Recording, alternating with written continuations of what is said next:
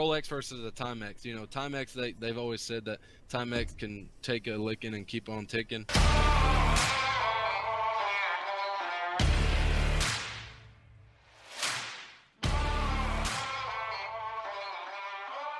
Hello, all you outdoor enthusiasts. I'm Hunter. And I'm Hunter. And this is the H&H Awakening podcast. Today we're going to be talking about shooting for sport versus shooting for game, aka hunting. Let's see. First, let's start with you, Hunter, I guess, if you want to kind of talk about your background in sports, since that's where you mainly specialize. Yeah. Maybe. So I mostly just do target shooting, as in like just grabbing a couple guns and running out to the gun range and really just shooting targets and kind of just plinking away. Just making sure everything's working right. Just in case something were to happen, you never know, especially nowadays. So really just preparing for what comes worst in this time period. The end of the world. Yeah, basically. And basically I kind of got into it whenever I was a little bit younger, probably about 8 years ago or so. I did some pistol shooting competitions, kind of got into that world, did the IDPA way, and which actually pretty cool. Was that the 3-gun or was that straight pistol? It's just straight pistols. So there's two main, I guess you call them divisions, in the in like the pistol shooting world. So like there's USPSA, which is like those Gucci'd out like 2011s, and like they have like the extended mags and the red dots and all that kind of stuff, and you see people just run around shooting really quick. And then like over modded ones. Oh yeah. Like has the excessively large, I guess you'd call it like a charge handle almost that they add on their slides. Oh yeah. It Gucci'd out Glocks and all sorts of things, and basically just shoving a metric load of money into these guns and making sure that they run as fast as they possibly can. I did tactical type stuff. Yeah, exactly. And then there's IDPA, which is like the concealed carry, which I don't know if they changed the rules since I've last competed, but it was a maximum of 10 rounds in the mag, and you had to draw it from concealment. So basically, you can draw it from however concealed you want to get. Like you can go appendix carry, the 5 o'clock, or you can this is what I did. I had like a cheaper duty belt with a holster that's like outside the hip, and you can wear like an oversized shirt over top of it, and that's technically concealed. So yeah, it makes it easier access. Yeah, and yeah, and I mean, as long as the gun's not showing while you're carrying it, that's concealed. I mean, whether you got a jacket over it or whatever. Yeah, it's still technically concealed. But with the what's called in IDPA, it's more of like situational things. So it's like somebody broke into your house late at night, clear the house, and they set up like all these stations and stuff based off stuff like that. I think USPSA is kind of the same way. But there's also 3-gun competition, which most people should know. It's pistol, rifle, shotgun, and most of the time it's going to be like a 5.56 AR, a 12-gauge semi-automatic shotgun, and some sort of like race pistol, usually 9mm.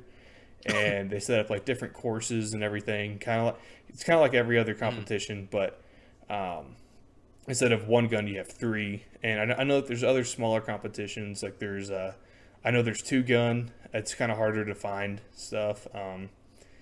And it starts getting into even more niche kind of groups. And then you get into like to the long range shooting. You get like the ELR matches. You get I think it's F-class matches. You get bench rest matches. All sorts of PRS is another one. And I haven't. What would you? Well, not to go back, but you said race gun. Just real quick for listeners that don't know, what do you consider a race gun when you said pistol? Any like heavily modified, just super fast gun. I think a good representation of that would be like the I think it's Combat Master by STI or Staccato now. Basically, whatever John Wick runs. So yeah, So like a low recoil, flat shooting, compensated pistol. yeah, And yeah. Usually heavy with the red dot. Yeah, slide. yeah. Yeah. So Okay. yeah, it gets very expensive very quick. So and Yeah. but I mean, anything gun world gets expensive nowadays. oh yeah, yeah. Especially with the current politics, but Just how far down the rabbit hole you want to go depends on how much you spend. exactly. So, but with more what I do, I kind of got away from that just for time's sake and having other things on mind. So, whenever I quit doing that, I didn't really shoot for quite a while. Like I did some sporting clay stuff, which is like skeet shooting, and I think that's probably the best way to describe it. Skeet shooting. You get like a semi or an over under, and you just go at it. Flinging clay pigeons and shooting them out Out of of the the air. sky. Yep. Which is actually really good practice for hunting. If Yeah. if you Dove hunting or duck hunting. yeah, it's probably more of dove than duck, but Yeah. because dove surprisingly they're a little bit harder to shoot in my opinion than duck. Because Well, yeah, duck usually, I'd say, fly in formation or like a uniform fly pattern. yeah, and then if you have decoys and stuff set up like on like a pond, they're gonna fly to the decoys. Yeah. Versus like dove, you kind of just sit in the field and you wait for them to fly over, and then you just blast them. But It's like deer hunting versus coyote hunting. exactly, yeah, it's the same aspect but a different skill set. Animal, yeah. So- Yeah, different skill set too. Yeah, Shooting them on the move. and shooting ducks is still pretty hard to some people, but yeah, I want to get into 3-gun at the moment, but it's expensive to get good kit, and then where I live currently, they don't really have matches anywhere within a decent radius of my house, so it kind of makes it Yeah. hard to get into it. But you know, it's just fun just to go out and just shoot and have fun. So another thing too that's probably a little bit different that it's probably in the game hunting world, but in a different context. So it's timed. Which basically means like you're trying to shoot as fast as you can through a load of targets. Like if you look at like T-Rex arms, like he has like the shot timer and he has like 5 different targets. How fast can you shoot all 5 targets? However you Yeah. want to shoot it. So And it's hit Alpha, Bravo, or Charlie according to where you hit on the target. yeah, Alpha is the dead center if I'm thinking right, correct? yeah, The yeah, center ring. yeah. You're right. And then, but with like hunting, I feel like yeah, it's timed, but it's a different kind of timed, if that makes sense. As in like, oh, you see this deer. How much time do you have, like in between these 2 trees, until you can't shoot it? You know, Yeah. it's more of like a waiting game versus a kind of a get it done quick kind of thing. So Yeah, you're not most time when you're deer hunting, you're not competing, so you don't have that rush of, oh, I got to get this score in order to place. It's more of you're trying not to take your time and not be fast. Like, yeah, you want to definitely. Sometimes when it comes to deer hunting, I mean, if you're running a feeder, like a protein feeder or a deer feeder or whatever, you usually you get lucky and the deer come out there and feed for a little bit and it gives you some time, but it's nothing like what you're talking about, I guess, as far as you don't have that rush of, oh, I gotta beat so and so's time in order to score. It's more of a, all right, calm down, make sure I take a good shot, because more than likely this will be my one and only shot on this animal yeah, today or at that moment. yeah, But yeah. you also got to kind of hurry before they run off or get downwind of you or something Exactly. spooks them. Yeah. And then probably another big difference that I can see is like probably going to be the setups. Like you don't need to wear camo. You don't really need to have anything that you're trying to hide from. You're trying to in like the competition world, you're trying to go as fast as you can. So you might have a certain kind of holster that you wouldn't carry with like while you're hunting. Because Yeah. I know like a lot of the competition holsters, they're opened up in the front, if that kind of makes sense.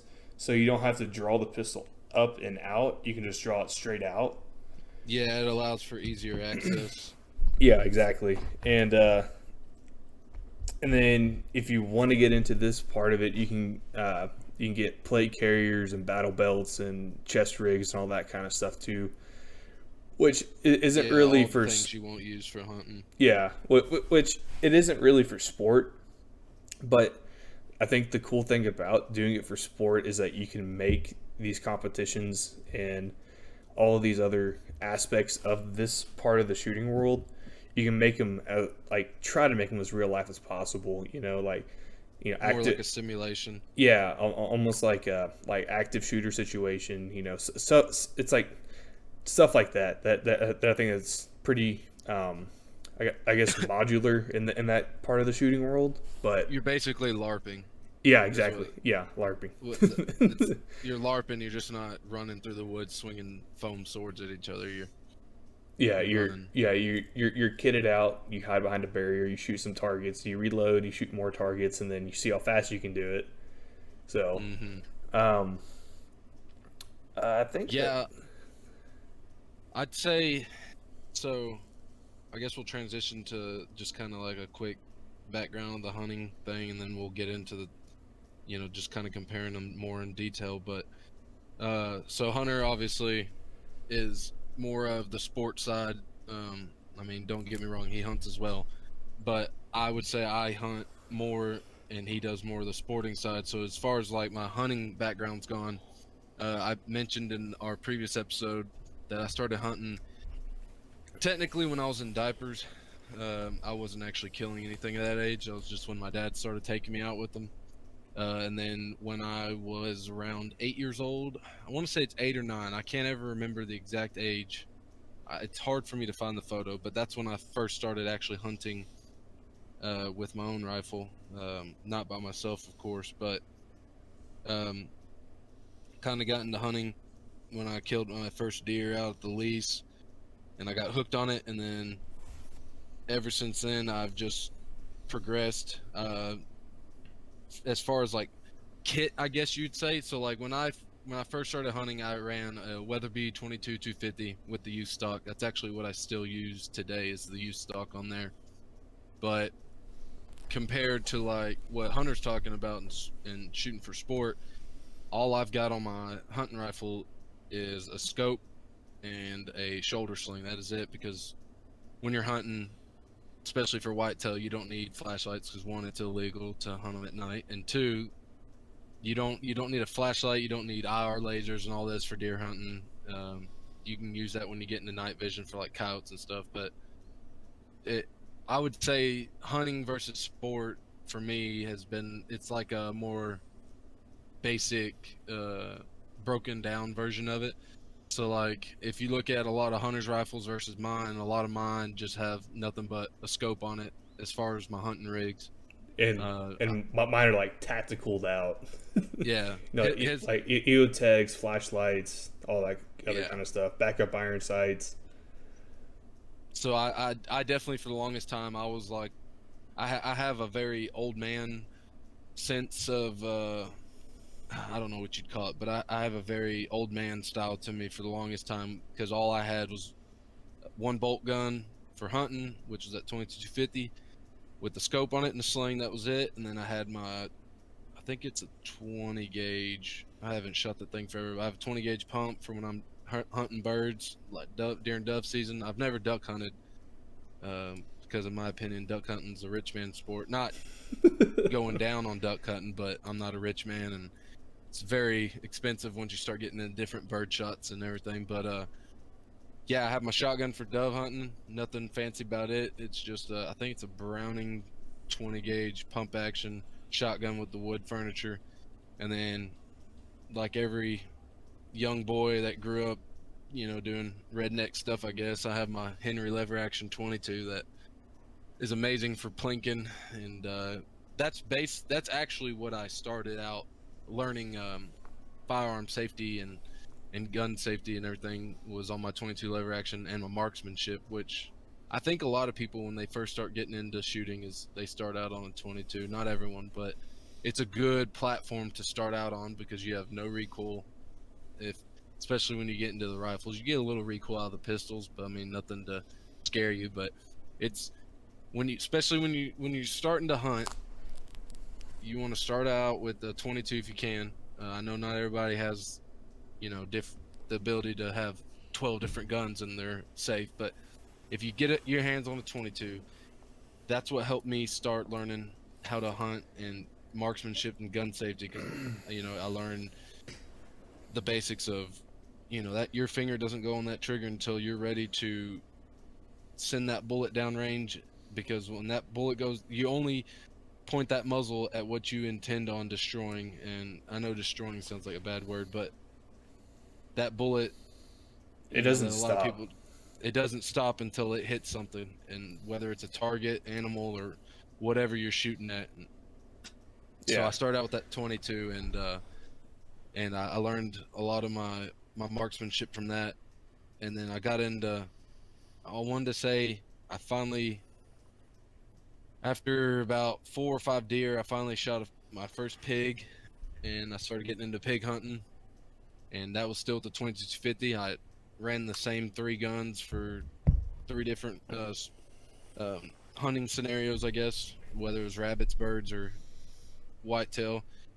And as I progressed, I want to say when I was around 11 or 12, my dad took me out coyote hunting, and that was when I got into coyote hunting, which is by far, which I know now. We've been talking off the record, but coyote hunting's been what I've been really getting into again here lately by myself. But well, with me and my dad, and then me and Cole and Cody been getting into coyote hunting. But got into coyote hunting. I actually didn't kill my first coyote with my 22. That was when I used my dad's AR, the Remington. Yeah, the Remington VTR. Is that it? I think so, or is it The AR. the R15? Yeah, the R15 VTR, which is like the varmint edition they have or whatever of it. Um, got into coyote hunting. Still same kind of setup, just your basic rifle with the scope and a sling, and then maybe a bipod on the end for, if you're, especially when you're coyote hunting, you're not gonna be sitting in a stand. You're gonna be sitting out in the field somewhere calling. And then I think it was, I don't want to say it was right when we met, but I want to say it was when we started hanging out after high school. Between you and Cole, my other friend, I think that's when I really started getting into the more, not necessarily, I wasn't like shooting for sport as in competing, but that was when I started getting into building my own AR, or um, especially when I turned 21, getting into pistols and shooting more target side of things. And as you know now, I just actually finished my second AR build yesterday, Yep. and I'm starting to build more of your tactical or sporting style rifles and weapons. You taught me into buying that CZ and P10C, and man, I love that, especially for target shooting Yep. compared to my other pistols, because that's a pretty darn straight shooting pistol. But yeah, that's my more of like where I come from as far as the hunting. I try to hunt every weekend I can. We had the last 2 years was the weirdest years of my life. It was the first 2 years of my life I've not hunted ever. We had some issues with the lease, but now we're back on a new one and loving it. And it kind of it's kind of relighting the fire, I would say. It feels like I'm hunting for the first time again, because I've just gotten that urge to go hunting as much as I can now, because that 2 year break really hurt me. Yep. But yeah, as far as comparing the two, um, I guess let's talk about, let's start with sport hunting, and let's talk about, you know the different setups and criteria when it comes to sport hunting. If you want Sport or to, hunting? or sport shooting for sport, target plinking, that kind of thing. My Yeah. bad. So, and for me at least, kind of like I feel like the good thing about sport shooting though is that you can go pretty cheap to start out with. Like you can get a like let's just say for example like a Smith and Wesson like an M&P 15 Sport 2, which is like just a basic AR-15. Just comes with the iron sights, and then you can build upon that. Like you don't need a high end red dot, or you don't need a flashlight. You can just basically just bring a stock gun to the gun range and just learn the fundamentals of it. Um, I'd say that's how most people who didn't grow up hunting get into shooting is doing that. What or you just described, it, basically. I feel like it's it's target shooting. and if they're not, it's the way they should be doing it. Yeah. Because I feel like you need to learn the fundamentals uh, with a less powerful round. Let's just say like a 22, for example, kind of like what you were talking about. Like it's not Hmm. it won't kill a deer, but it can kill it can still kill stuff at the end of the day. Yeah, and it's illegal to hunt a deer with the 22. Yeah, yeah, and But yeah, you definitely want to get into something that's not going to scare you. You don't want to take a first time shooter and put them on a 308 or a 270 yeah, and try to teach them the fundamentals. because like if you do like let's say you had a friend from like let's say like New York or California that doesn't really have access to a lot of this stuff, and Hmm. they really just like want to go learn out and shoot, right? You don't want to Hmm. throw them on a big gun because you're gonna make them feel like, oh, this is a really powerful gun. I don't think people should own these. Blah blah blah. You'll start getting too political, and then you're gonna turn somebody off from the sport. Versus like if you throw them on like a 22, you teach them the right ways to do things. You teach them fundamentals of aiming down the sights and pulling the trigger and reloading and all this other kind of stuff. You can easily make a new like a new shooter, right? Because And understanding once the safety of it, yeah, everything, yeah, exactly. Um, and then how to properly handle malfunctions, all that kind of thing. exactly, yeah. And then if they start liking it, they just get sucked into the black hole like everyone else does in this industry, and they Yeah. start being like, oh, what's the best trigger for an AR? What's the best pistol, or what's the best trigger for this pistol? Um, like a Glock, for example, they're the most common pistol in the world, um, and there's so many parts for it, and it's just an endless black hole. And yeah, it can get expensive, but you can also do it on a budget. Like I know Vortex has some really good stuff. I think Burrs has some really good stuff. I know you got a what was that brand? Firefield. Yeah, so, yeah, on my AR, Yeah, I don't like spending a whole lot of money on my ARs just because they're kind of like a beat up gun. I mean, I want my AR to be able to take a beating and keep running. So yeah, I bought that Firefield Rapid Strike, and I haven't got the sighted in yet, but I'm liking everything about it so far. which is something that we do. In my opinion, in the gun world, the gun is a tool. So I'm going to use Hmm. I'm going to use and abuse it, but I'm also going to take care of it too. Like Yeah, if like it's a bolt gun, like with me, so with me, I see ARs as your hammer, and as far as like, I guess you want to compare them to tools. My bolt gun is more of like my hammer that I use to get, I mean, my AR is, it's like if I need to get some work done, whether it be hogs or if I'm preparing for, the worst, and I need something that I know can take a beating and keep on going, I'm using the AR platform, and that thing's going to get scratched, but it's not going to hurt my feelings. Now my bolt gun, I'd say that's more of like, probably a you chisel. know, no, I'd say more like that's like the truck I use to get to work. I have to have it in good working condition. I want to keep that thing clean, keep it well maintained. It's getting carried in a case everywhere it goes. It's getting babied. My bolt gun they're my babies. Those are the ones you won't see me dropping or throwing in the sand or anything. They're kind of a more precision, I'd say, type when it comes to me. It's like having a Rolex versus a Timex. Timex. What's that? Like a knockoff? No, Timex. Oh, Timex. I thought they Yeah. said IMEX. No. Yeah, it's like having a Rolex versus a Timex. You know, Timex they've always said that Timex can take a licking and keep on ticking. That's what I would say ARs are for me.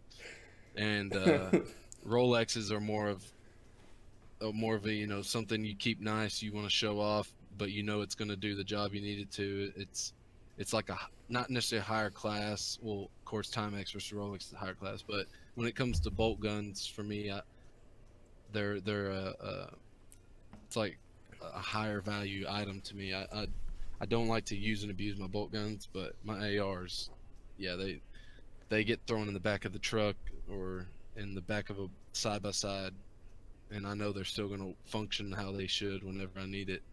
Yeah, I'm kind of the same way. Like I've got three bolt guns. One's a 22, so I don't really count that. So I have two larger caliber bolt guns, a 308 and a 22 250, which I actually shot for the first time today. Um, Yeah, that's a Bergera, isn't it? yeah, it is. It shoots lights out. I sent you a picture of it of the group I shot after I got it kind of zeroed in, just like a rough zero. I'd say that's a pretty darn good group that you had that you sent Yeah, me. it was like point six inches at 100 yards. First 20 shots out of it. So Yeah, and it was that's it pretty was darn good. it was the last four shots. So but I think I'm going to take a little bit more care of that gun just because it's going to be a more of like a specific kind of application I'm going to be using it for versus like my 308. That's my version of like a throw in the truck kind of gun. Like, yeah, Yeah, I mean, it's a bolt gun, but man, dude, it can shoot so well. Like, I think, so I'm not the kind of person to like every time I shoot a gun I need to clean it, like make it spotless, like it's never been shot before. I'm kind of the shoot it and then just whenever I see the group start opening up, just run a couple patches through the barrel, clean it out a little bit, and then go out and foul it up a little bit again. So yeah, when it comes to me, I'd say my bolt guns get cleaned every time I shoot them, and my ARs, like the second AR build, I shot a few rounds through it, but I haven't sighted it. But like my first AR, shoot, I have put, I don't know how many rounds through that thing here lately, and I don't think I've cleaned it but once, and which is partially due to laziness and also due to I want to see how much of a torture they can take before they start malfunctioning. and then so you're getting a suppressor. One thing you're gonna learn quickly is that, especially if you throw it on like your AR, It's gonna get dirty fast. it gets dirty quick. And Yeah, basically, what my session of cleaning is like, yeah, I'll wipe it down and lube it back up, but I won't do a deep clean of it. I won't take the bolt carrier group apart. I won't clean the barrel out unless like it absolutely needs it. But yeah, with what I'm doing with it, I don't really see the purpose in cleaning it every single time I go. Like, I think I can't remember how many rounds. I probably shot 500, 600 rounds through my AR, and just then I cleaned the barrel, and then I haven't cleaned it since then. And it's probably been, I don't know, a couple hundred rounds or so. I would say about 220, 250, somewhere in there. which I think that kind of plays when you go into your shooting for sport versus shooting for game again. Is, you know, when you're shooting for game, you're not really, like, for instance, when I'm hunting, I'm not shooting that gun, you know, couple hundred rounds each time I go out hunting. It's usually one shot, maybe two or three if I'm coyote or hog hunting, and so it's not getting a whole lot of wear and tear on it. So therefore, I may not clean it after one hunt unless it's bad weather, you know, kind of misty or whatever.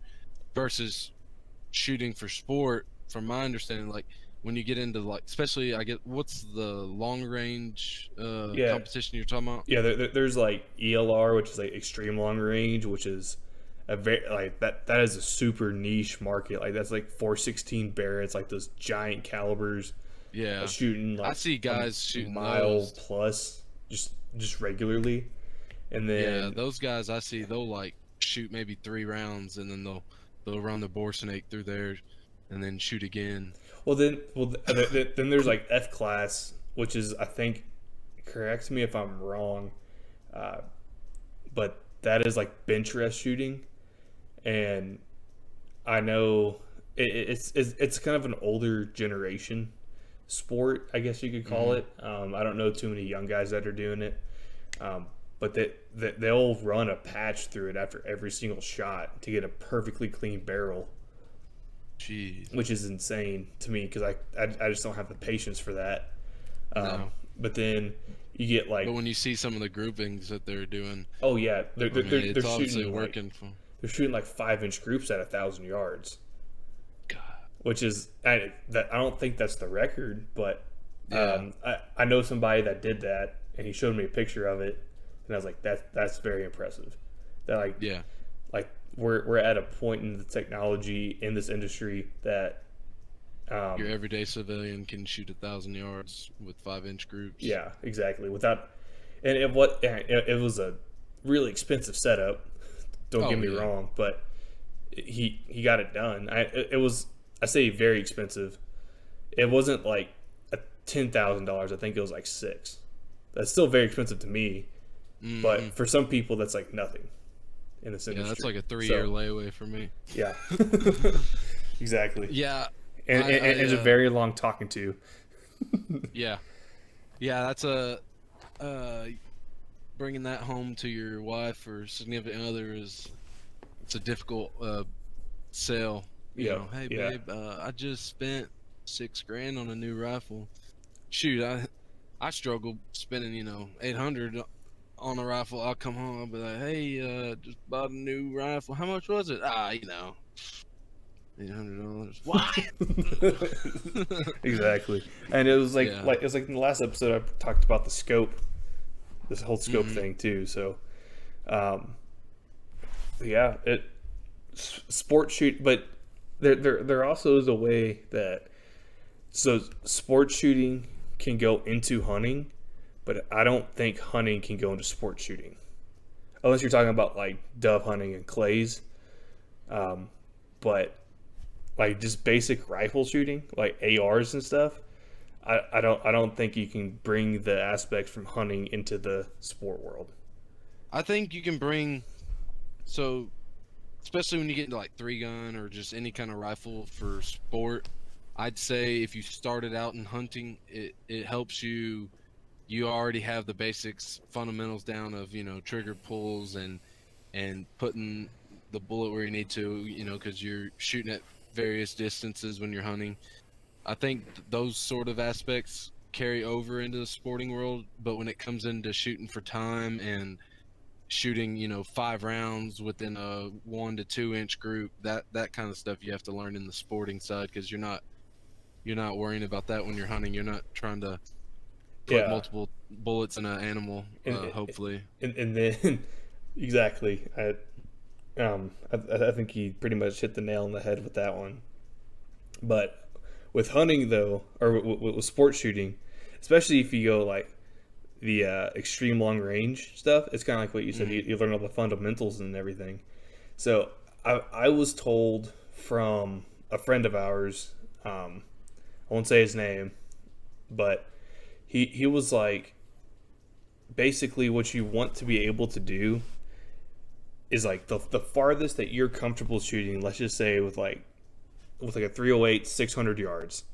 Cut Hmm. that in half. That is going to be your max hunting distance. In like one way or another. Especially like me, because I've never gone deer hunting. I've never shot a deer. You get like buck fever. You get all that other like that adrenaline flowing. But if Well, you I'd say can, with hunting, there's definitely like an ethical.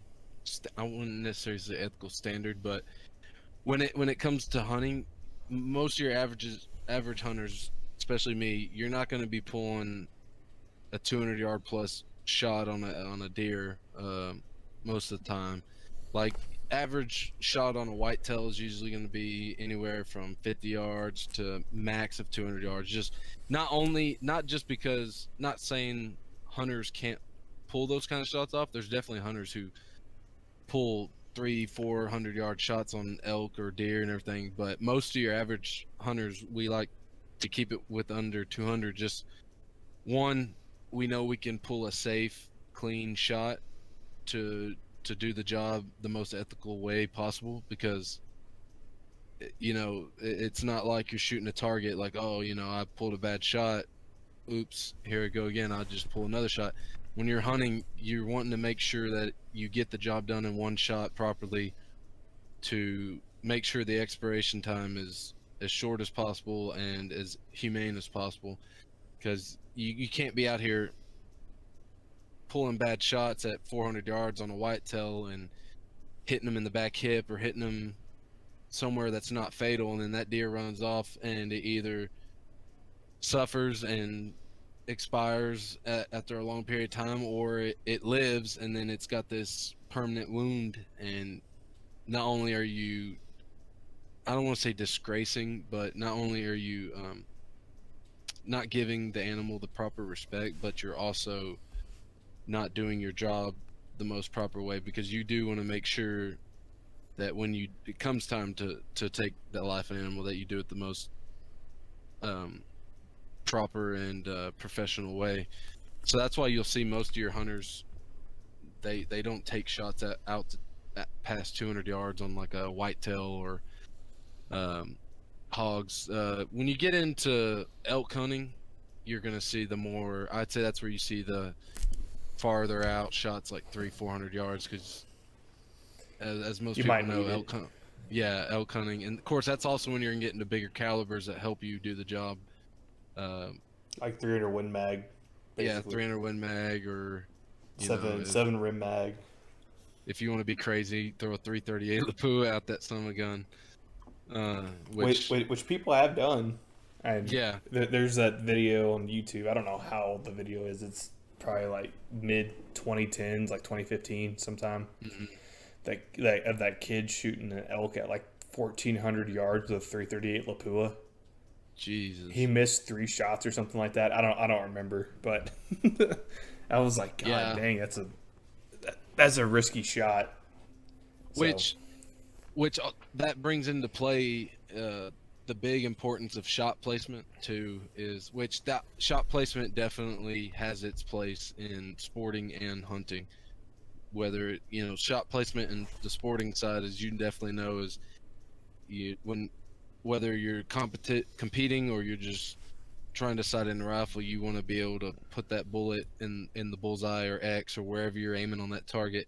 But especially when it comes to hunting, the shot placement is so important, because you need to make sure you're pulling a vital shot. You need to make sure that you're putting it where it needs to go in order to do the job properly. Because unlike target shooting, you can't just pull up and aim wherever you want to on the animal and pull the trigger 1 or 2 times or however many times you think you're gonna.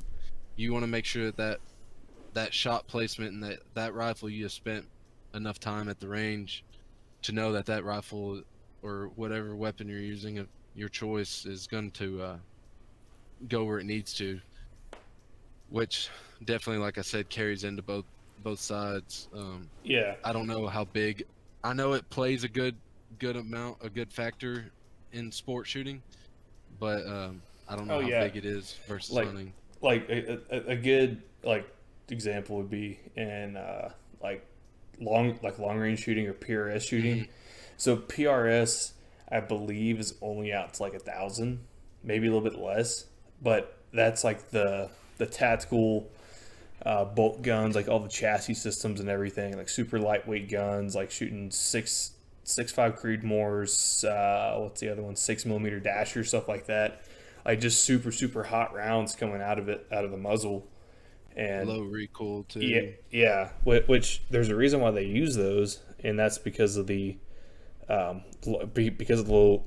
recoil. You can spot your own shot at a distance versus having to have somebody spot for you, which is very important in that target. Yeah, exactly, and because you may only have 15 seconds to shoot 3 targets. 400, 450, and 600, and you got to make those shots quick. Like you don't have time to to mess around or anything. Um, Especially whenever there's money on the line. I've never done that, so I don't know payouts and stuff like that. But it kind of brings up the same thing of like sports shooting. Like if you do miss your first shot and the deer's running, but it stops, how fast are you going to get it before it's gone? Yeah. So How important? So the next thing I would say that I think would be important for listeners to know is because everyone, when I mean, even with me and you, not saying we're the most experienced, but we have some good years on us now shooting. How important do you think the caliber of the rifle or pistol is in sport shooting? depends on the sport, in my opinion. Um, like with those, what did I said? PRS matches. Mm-hmm. You want a hot flat round, and then for Now, like is that a bench, no, or nope, is that the one where you're like three gun type stuff? it's like three gun but with a bolt gun. Mm-hmm. So you're shooting off barricades, you're shooting in weird positions, you're shooting in um, like just off random stuff. So like you need to have a good a good caliber that won't blow your sight off picture, so you can't spot yourself. But um, and same thing for like ELR, like the extreme long range stuff. You need the caliber to have enough energy and velocity to reach out to those distances accurately. So for those listening that are wanting to get into that kind of stuff, what calibers are you usually seeing for those? So for like ELR, you're getting at least to a mile plus. I would say like there's the King of 2 mile, and a lot of those competitors they're using like custom Custom rounds. loads. Yeah, but then there's also people that are using like 50 BMG, 416 Barrett, 375 ShyTac. That's another one. 408 ShyTac. So What about like 6.5 Creedmoor or like 308 or 300 Win Mag? Do you think someone starting out could use a caliber, basic caliber, someone who definitely yeah. doesn't know how to load, Oh yeah, but yeah. they're wanting to get into it? You think Yes. those calibers would be pretty good for that? So with like PRS, you can definitely use a 308 or a 6.5 Creedmoor. But 308 does have a little bit more recoil, so you just Yeah. gotta you kind of gotta tread lightly with that one. But I think it also just depends on the competition too, because like with three gun, um, it's like an AR-15, 5.56, a 12 gauge shotgun, and a 9 millimeter pistol. You don't really have an option. But then they do have like heavy metal, I think is what they call it, which is like a 308 battle rifle, like a SCAR or an AR-10, and then you have a 45 pistol, and then you have a 12 gauge shotgun. Hmm. So it kind of just varies on the competition. But then there's also, let's say like IDPA, for example, there's certain classes that have like a power factor. So in some cases, 9 millimeters not enough to technically knock out the target in air quotes. So you have to Hmm. use something like a 40 or a 45. Someone with enough knockback power Yeah, but to be able to knock that target down. exactly. But you can use a 9 millimeter, but you have to put two shots on it instead. I'm pretty Do you sure. think with something like that, could you use like a plus P9, like an overpressure 9 to do Um, that, or I think it's I don't I'm not sure, to be honest with you. It's been so long since I've been in that kind of yeah. circuit. Um, but I know I think it really just depends on the competition too. So like with skeet shooting, yeah, you could use a 20 gauge, but a 12 gauge has more pellets. So if you're a little bit more off target, you have a wider spread of pellets. So Yeah. I think it definitely does matter with caliber. I think it just depends on the competition that you're going to be shooting in. Yeah, kind of What? different calibers for different scenarios, I guess you could say. Yeah, yeah, exactly. So and then I understand hunting's kind of the same way, um, but it's a little bit different. I feel like, right? Yeah, I would say so when it comes to hunting, um, so especially when you're like whitetail hunting, you're not allowed to use center or rimfire cartridges such as 17 HMR or 22. I don't believe you can use 17 HMR, at least not in Texas. But in Texas, I know for the most part you're only allowed to use centerfire rounds such as your 22, 250, 223, 308. Most of your rifle rounds, the bigger calibers.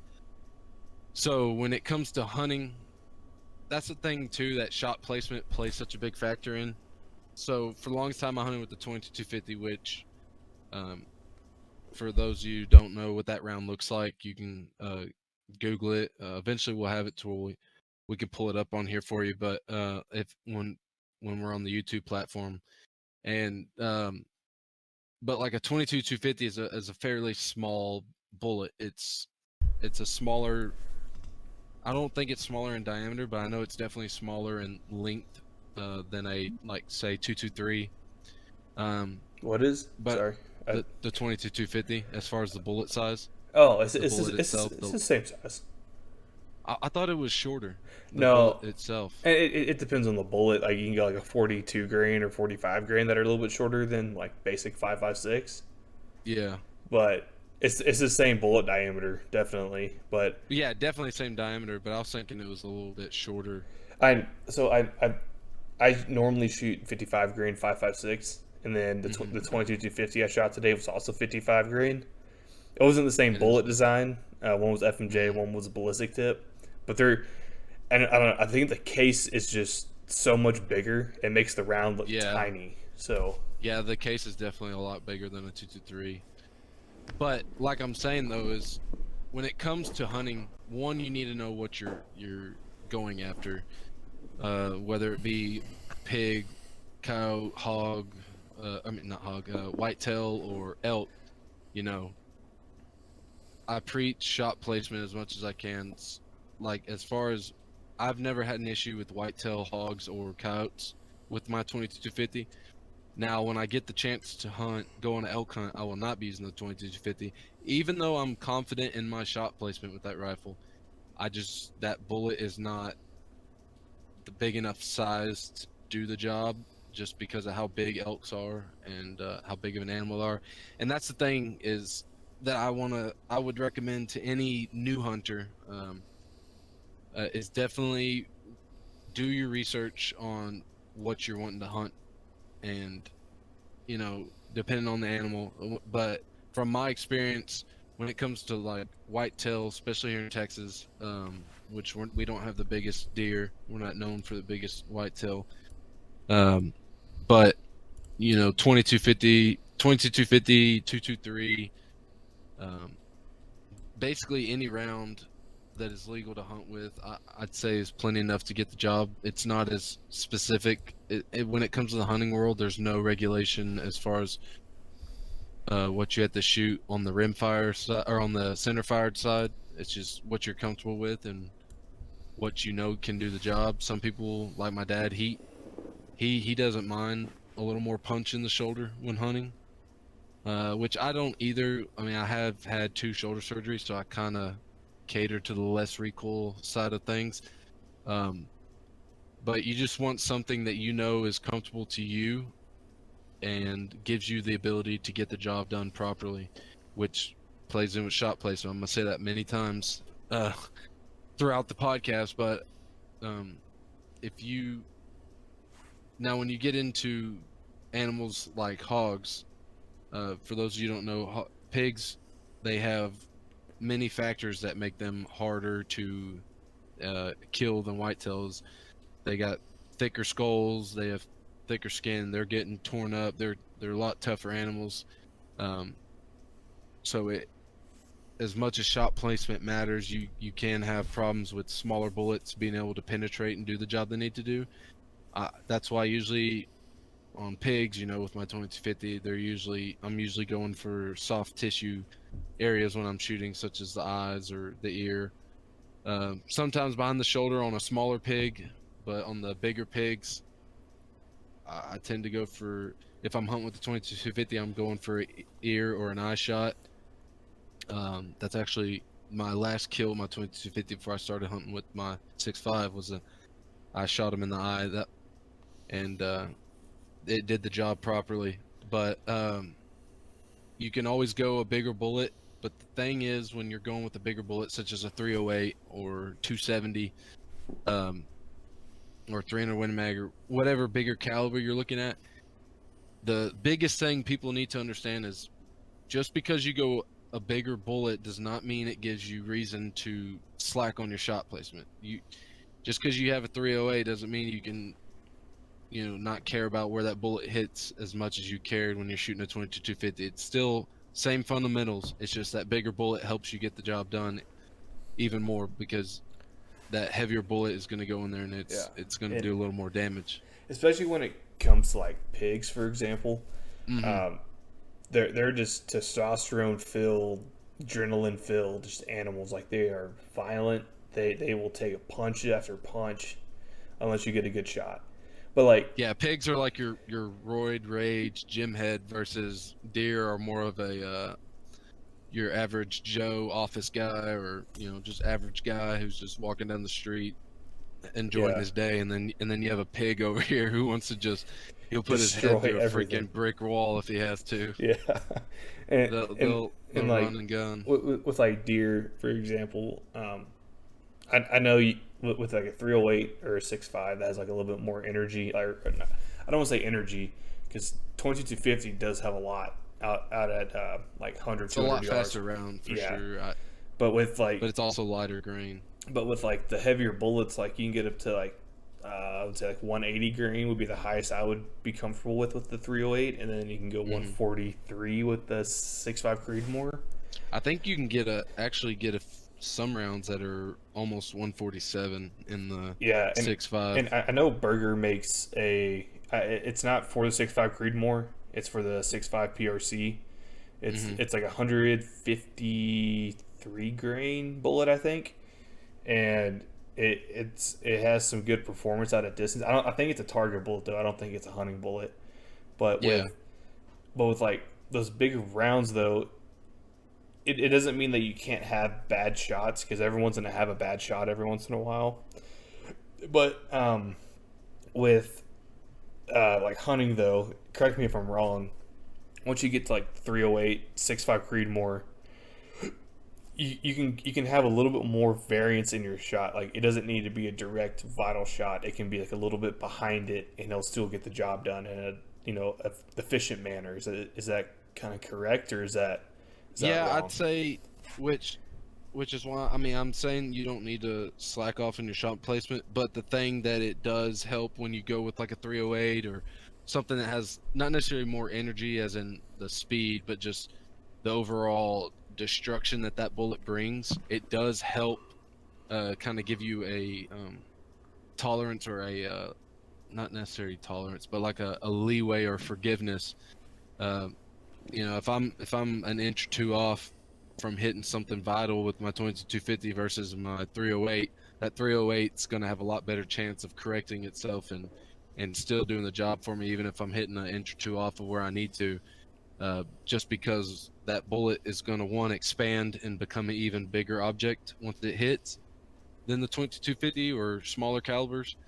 But it's going to do a lot more damage. I've seen with some people, they'll have a bad shot placement on a smaller caliber rifle and it either just blows straight through or it won't do enough damage to get the job done versus a bigger caliber such as 308 or 300 Win Mag or what have you.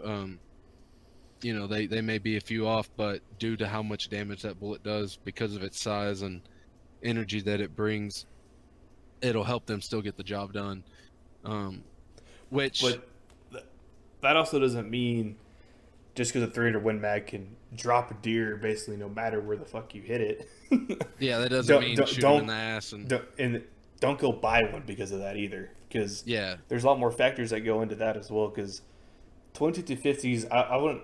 It's relatively a cheaper option to get into for hunting. And 300 Win Mag, you're spending $45 on a box of 20 just for that cheap ammunition versus $45 for 22-250. That's high end ammunition. So it kind of just varies. So with the 6.5 Creedmoor. So I've hunted with 2250, and I'm used to spending 30, I think roughly 20 something to 30 something dollars for 20 rounds on my 2250 that I usually hunt with, yeah, versus the 6.5 that I'm starting to hunt with now.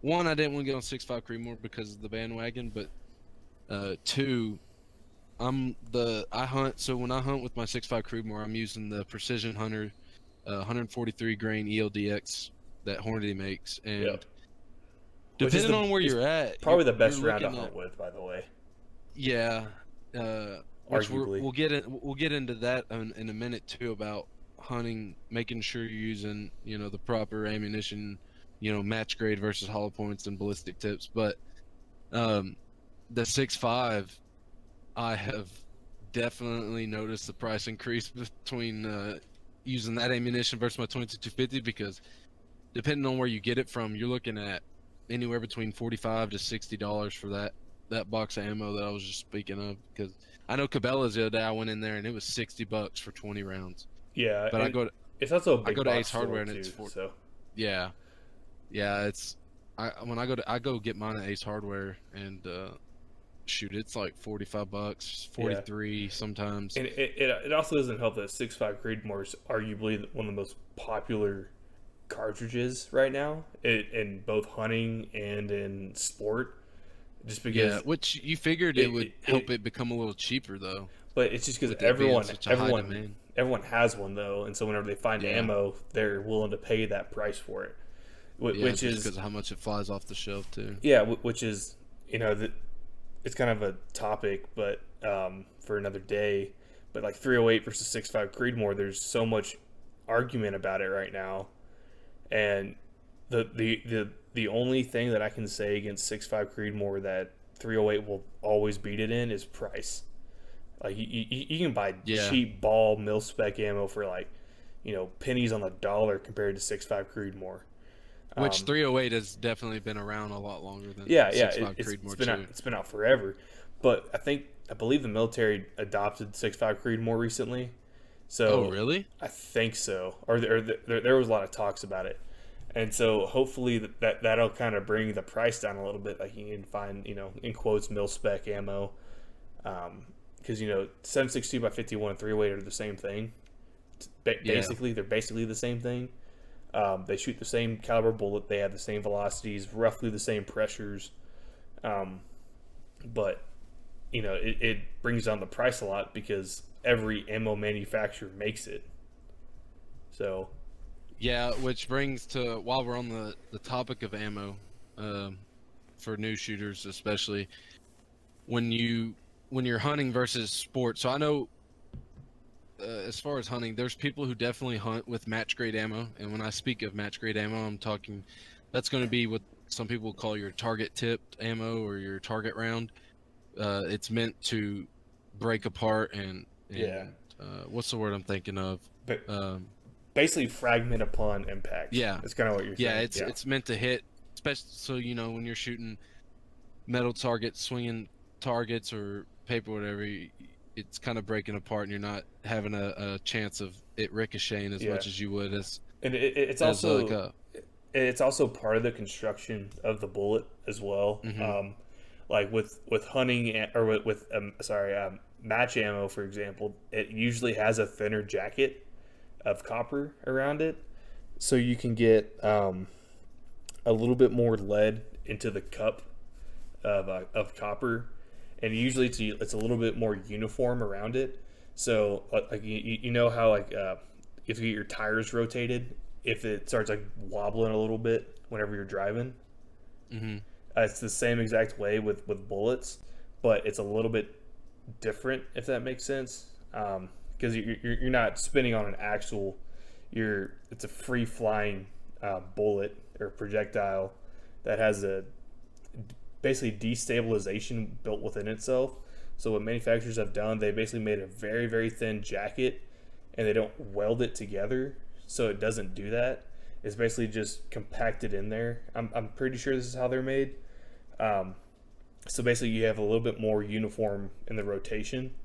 Versus hunting, you have a thicker copper jacket, so it doesn't fragment as much. It stays together, and it basically opens up the face of the bullet to like I think it's like 1.5 times the actual diameter, and it will just plow through anything that it touches.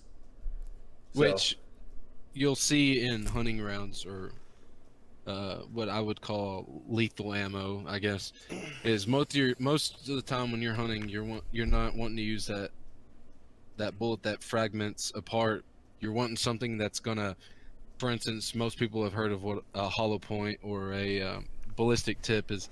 It's meant to, when it hits and it impacts, whether it's going into an animal or whatever, it's going to mushroom. It's going to fold apart on itself and mushroom and create an even bigger surface that is tearing and doing damage.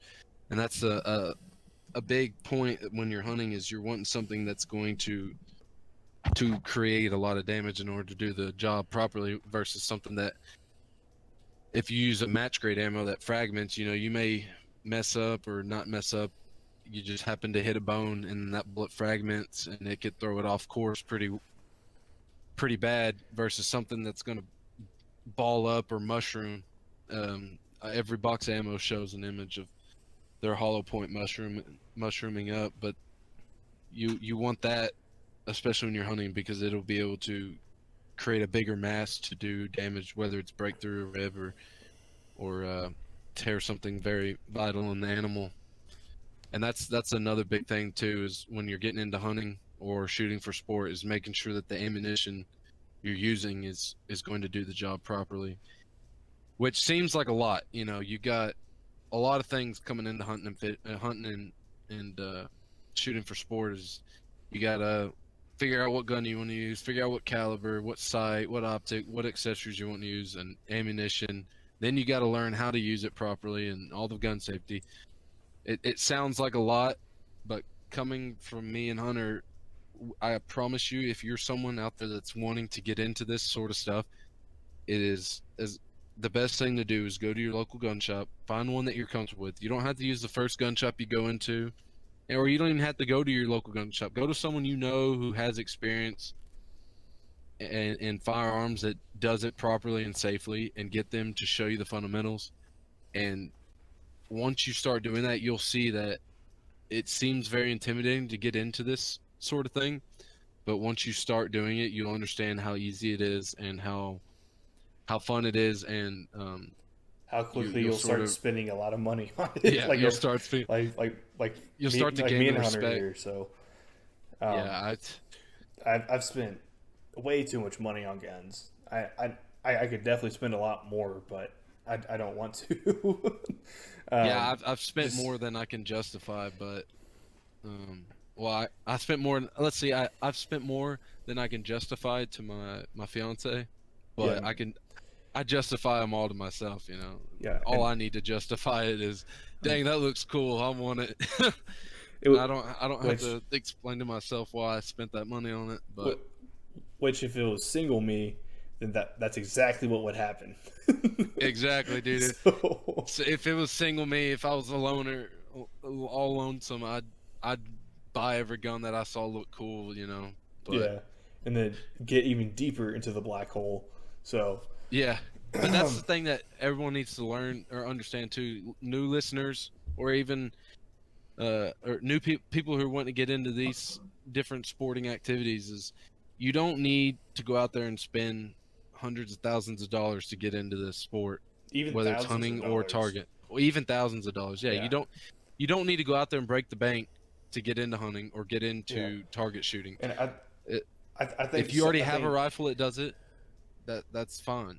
It's all that matters that you're in it and it does what you need it to do. Once you start spending more money like we do, or these famous people you see, then that's just you kind of perfecting what you like. Or yeah, which I think one thing that we should do before we end the podcast is like, so I'll do a sporting one, you do a hunting one, and we'll say kind of like our opinions on what you should start out with, kind of like what gun, what caliber, what accessories, all for like let's say for all intents and purposes, I think a good starting budget for rifles in general, it's like $800 to $1,000. You know, Oh, $1,000 today isn't a lot, yeah. especially in this kind of world.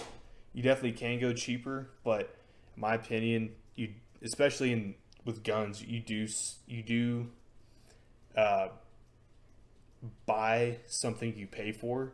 That makes sense. Like if you pay a little bit more on this specific item, you're going to get more out of it than the cheaper alternative. If that makes sense. Like I have a very cheap AR. I think like bought it or I got it given to me in like 2016 ish time, and I think it was like $450. That thing has had I've had so much trouble with that versus like the I had an M&P Sport 2 for a while and then I sold it to get an upgrade, and that thing was $200 more and it had no reliability issues. So Yeah, so I kind of I think that's a good idea. So let's start with you, I guess. okay, so Uh I I what is would your good beginner setup for someone wanting to get into Target? So I would start with I've said it a lot in this podcast, the Smith and Wesson M&P Sport 2. Hmm. It has like the basic handguard. It has an A2 front sight. You can get the upgraded ones that don't have that, um, but you can start with the most basic one, and then you can upgrade upon it. I think it's a good way to go. I think they're like 650, $700. Let me Google it first before I say anything. Um, and then I would go with a if you want to get a red dot, you want to get into that world as of right now. Um, I would definitely go with the Sig Romeo 5. It's like $150. It's a great red dot. I have two of them on my guns that I still run today, and I've never changed the battery on them. So they actually have like a shake awake feature on it. So if you forget to turn the red dot off and you set the gun down, like let's say like in your safe, and it doesn't move, the battery will turn off until you pick it back up. And I think I've had one of them for 3 years, one of them for 2 years, and I have yet to change anything about it. So let's see. So the basic M&P Sport 2 is $800 on their website. You can definitely find it cheaper, and it's just basic 5.56, so ammo's readily available. It's pretty cheap. I know you can go that like Hornady Frontier ammo. It's like $12 a box for a box of 20. It definitely was cheaper at some point, but it's not anymore. And then I would just build off of that. I'd get used to that, and then I think that's probably what I would do. Keep it right at 1,000 after taxes. So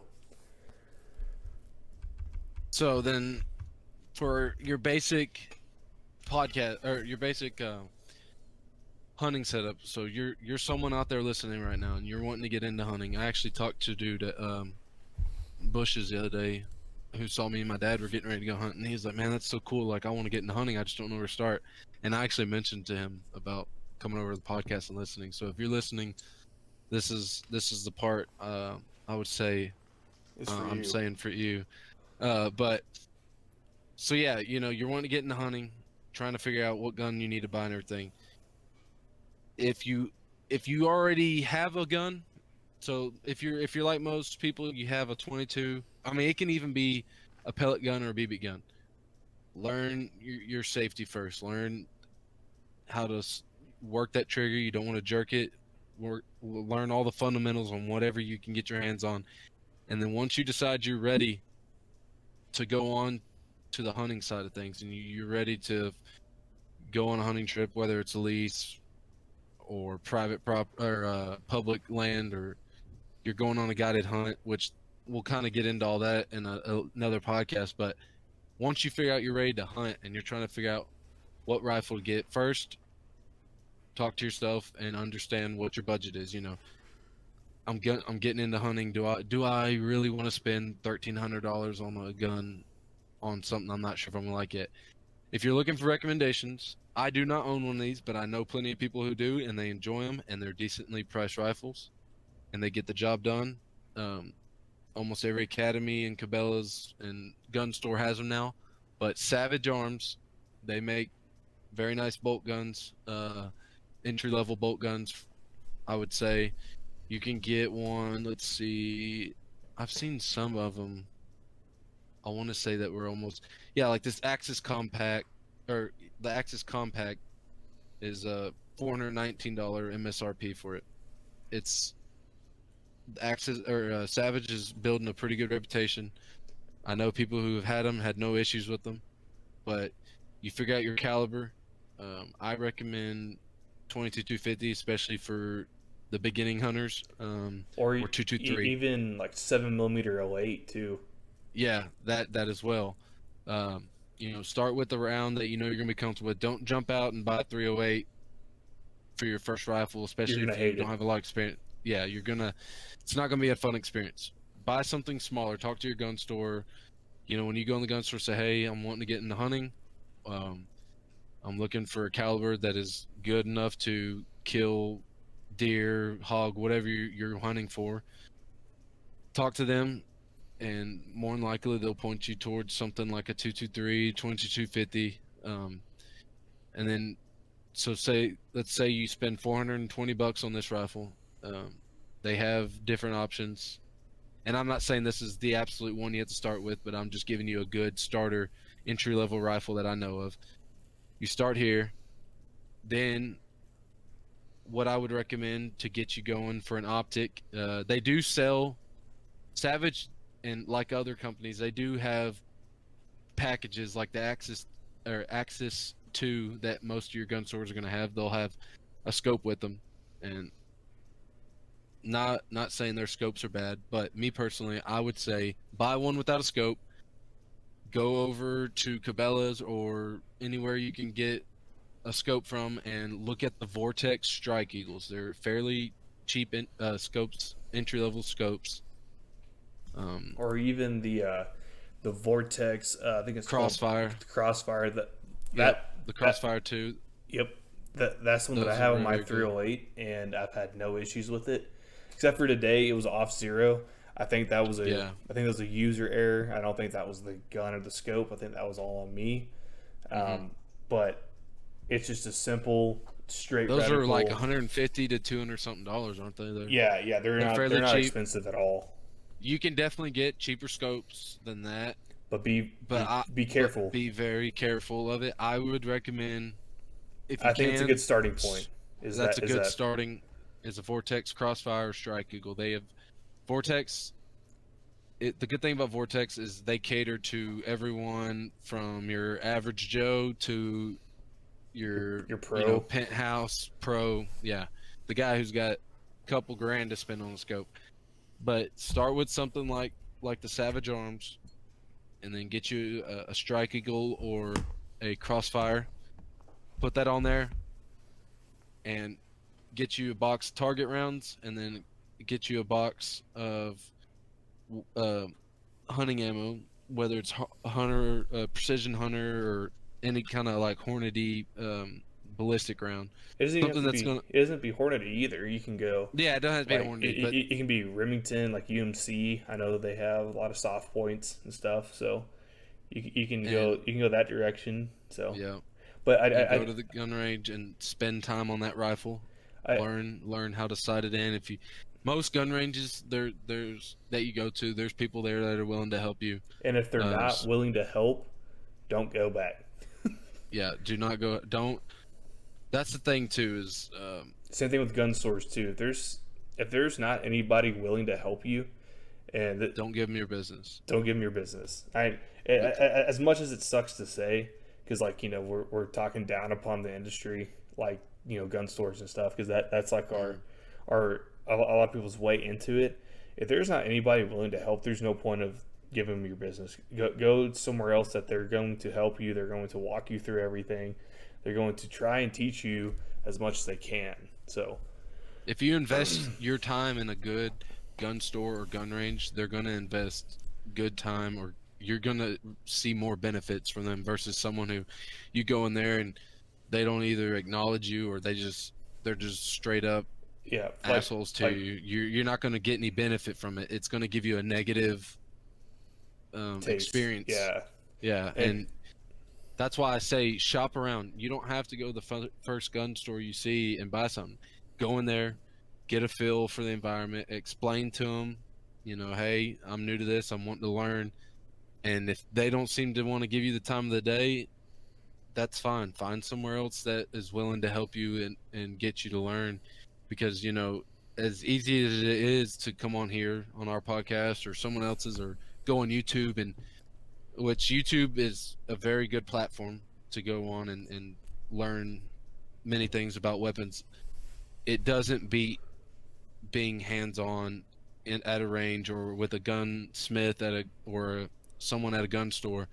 That's going to be where you're going to get all of the techniques or the experience that you need is being hands-on, because you can sit here and watch hundreds of videos on how to shoot 2-inch groups at 1,000 yards, but until you get out there and you practice and you do it yourself, you're not going to do it. You're not going to do it. You can't just watch videos and get better.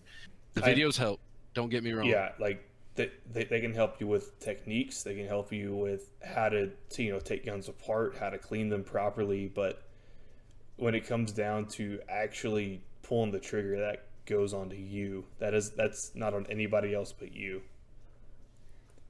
Yeah, so definitely like I said, get you a basic rifle. You could even go. I think another good option is the one that you have, the Ruger American, Yeah, Rugers are just as good. because they Weatherby is what I started out, but I- Weatherby I've is got getting a little more expensive now. yeah, and it's especially with all the inflation and stuff. It's everything's getting expensive, but there's still good rifles for good money, and sometimes you just got to shop around too. Like I know Yeah. SHOT Show just happened, so a lot of companies came out with like entry level bolt guns.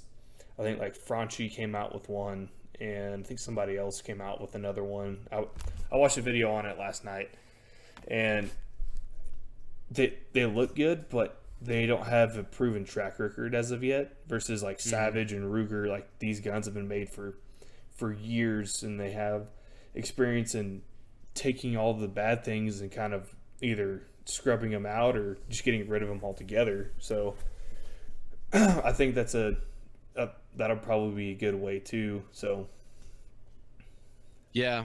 So get out there, get you a rifle, get your scope, get you some ammo, start practicing, and then when you're ready to start hunting, if you know someone that has a deer lease or land that you can go hunt on, I wouldn't recommend going hunting the first time by yourself. If you and if you have to, then don't go elk hunting for the first time, yeah, do not make elk hunting your first hunting experience. because that is a whole other ballpark. That Yeah, is, start simple, coyotes or hogs. or even deer would be simple too in some cases. I mean, deer are everywhere, but and for deer hunting, you can hunt out in the field, and you drop it, and then you go drive your truck up or whatever, pick it up, throw it in the bed, and you're good. But with elk, in most cases, you're in the mountains, and you got to haul it. Like Yeah, after you're packing you it out shoot in it, the backpack. yeah, and it's a whole different thing. So So once you get your rifle, the next step, you learn everything. You feel like you're confident enough to go hunting. I'd say the next step is go on whatever state you're on. Every state has a wildlife department website. Go on there and read the rules and regulations. Get you a hunting license and understand. which you You do can even need. contact. Yeah, you do need a hunting license, regardless if you're killing a coyote or a hog or a game animal. You need a hunting license, at least in the state of Texas. Go on there, read the rules and regulations. You can call the office and ask them any questions you want about it. Explain to them that you're new, and then next step after that is just find you a place to hunt.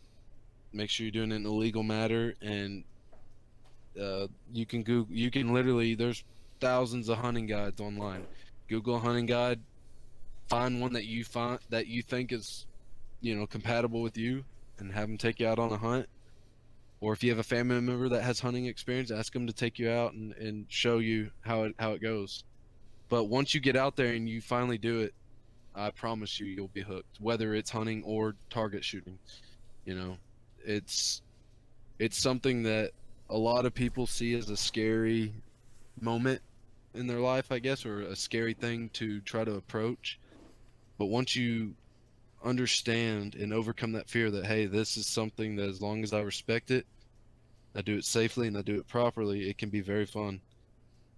Me and Hunter have gone Countless and hours, countless yeah, countless bullets down range. It's I fun. wouldn't trade it for anything. It's whether I'm hunting or shooting or just doing anything in the outdoors. It's amazing. It's It's especially if you do it safely too. It's not yeah, just safety is the biggest thing because the moment you decide to not be safe, especially with a firearm, that is when it bad can things happen. ruin. Yes, it can ruin Your everything life, for you. somebody's life. It Hmm. and there's not a lot of good things that come out of that. So There's no second chances when it comes to a firearm. You know, you can't make a mistake when shooting and get a second chance because once that bullet leaves, it's your there's no going back. it's your responsibility until it stops. Yeah, So and depending on what you're shooting, like animals, it's even after it hits that animal, it's still your responsibility until that job is done properly.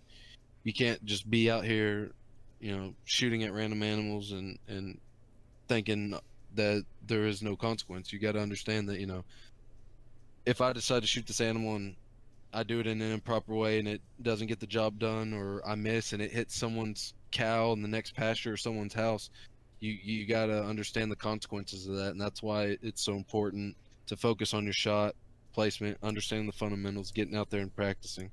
That's the biggest thing.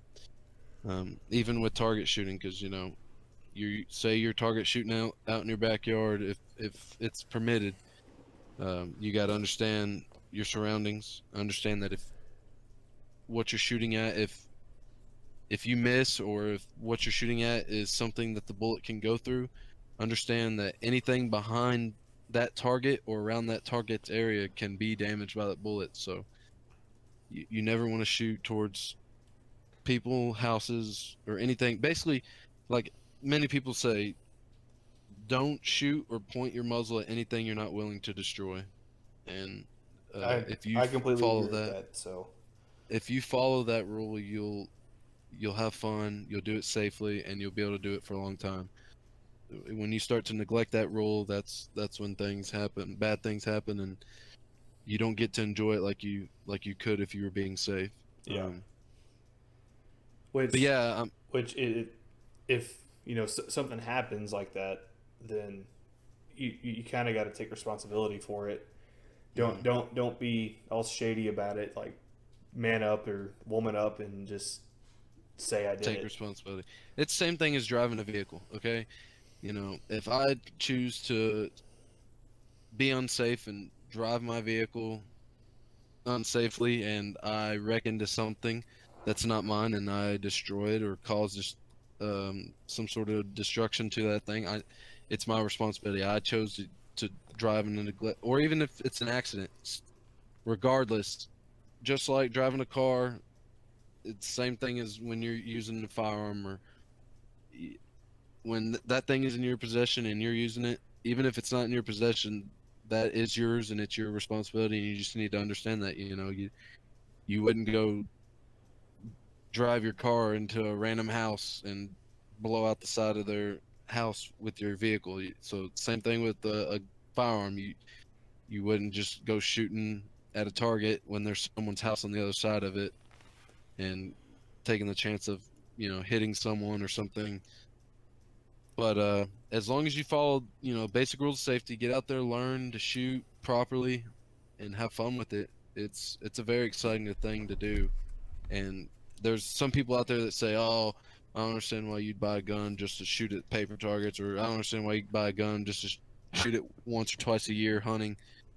That that what you decide to do with your firearm is your decision. It's your right to do what you want. as long as it's an illegal, safe manner. If you just want to buy a rifle and just plink at targets, and that's all you want to do, so be it. You know, you're enjoying your right. We're here encouraging you to do so. And Or then if you wanna- if you enjoy it that much, try a shooting sport out. Like go compete if you feel comfortable enough. And from my first time shooting in one of those competitions, it was very, very daunting. It was kind of nerve wracking in a way towards like, man, these people have probably been doing this for years and they're not, you know, they're gonna make fun of me if I mess up. No, I never had an issue with that in my experiences of it. It's everyone's there to teach basically, especially when you're at like the amateur level. You know, I bet once you get to more of the professional level, it's going to be a little bit more, even more daunting because like there's probably a lot of money on the line, blah blah blah. But everyone's there just to have fun and teach each other different, you know, different things like that they learned. So, yeah, that's probably all I got for this one. Yeah, I'd say that's a pretty good summary, guys and gals. Is sport shooting and game hunting. They're both very enjoyable. They're not limited to one specific thing, but the main thing is get out there, and if you want to try it, find what works for you and enjoy it. But whether it's sport or hunting, as long as you're enjoying the outdoors, that's all that matters. That's all we're trying to do here is encourage everyone to get outdoors and enjoy something, even if it's going on a simple hike.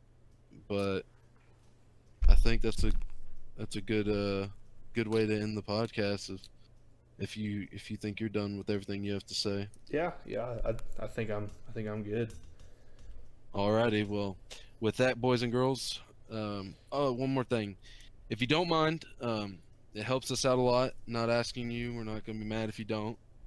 Whatever you're listening to this podcast on, whether it be Apple Music, Spotify, YouTube, whatever, wherever you choose to listen to your podcast, give us a rating.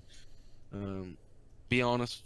It's not going to hurt our feelings. It actually helps us if you think we need to work on something or there's something you don't like, be honest, review it. I know on Apple it's mainly it's like a 1 to 5 star rating, and then you can comment. Feel free to leave a comment on there if you think, you know, we need to change something, or if you like it, that's great. And then go ahead and follow us on YouTube if you're listening on YouTube. If you like what you're hearing, follow us. Feel free to comment. We'll be reading. So yeah, with that being said, we appreciate everybody who's listening. We're kind of doing this for fun and we're enjoying it so far. So we're gonna try to have podcasts every Monday. What time are you wanting to release them on Mondays, you think? Probably right around 6. 6 in the afternoon? Yeah, 6 Central Time. Okay. So yeah, if you're listening and you want to wait for our next podcast, we're gonna aim to have it every Monday around 6, and then we're in the works with some other ideas. So just keep your ear to the ground, guys, and until then, stay safe, stay active, and enjoy the outdoors.